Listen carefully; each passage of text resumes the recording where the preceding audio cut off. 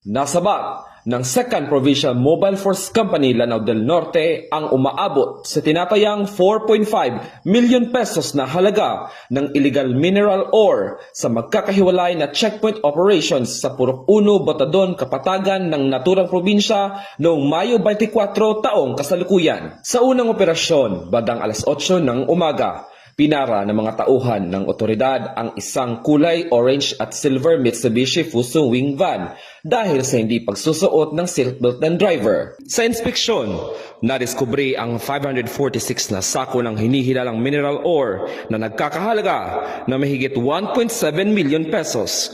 Walang maipakita na kaukulang dokumento ang driver na si alias Leopoldo para sa mga kargamento. Samantala, bandang alas 10:30 ng umaga sa kaparehong araw, dalawa pang Mitsubishi Fuso wing van trucks ang pinara sa kaparehong lugar matapos makatanggap ng intelligence report hinggil sa umano'y transportasyon ng mineral ores. Kinilala ang mga driver na si alias Elmer at alias Nolbert.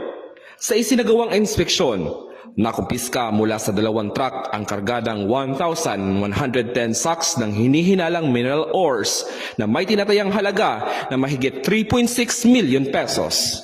There's the transport of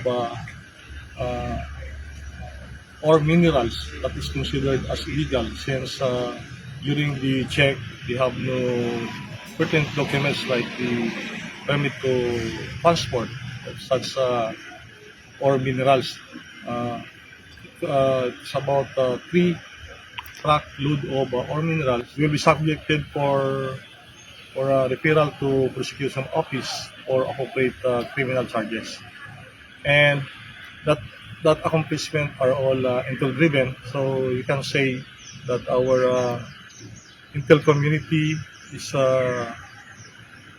giving information particularly sa mga illegal activities. So the Lanao del Norte Police Provincial Office is moving forward consistent in its mandate to implement the law with the help of the community. Ito ang bagong PNP para sa bagong Pilipinas.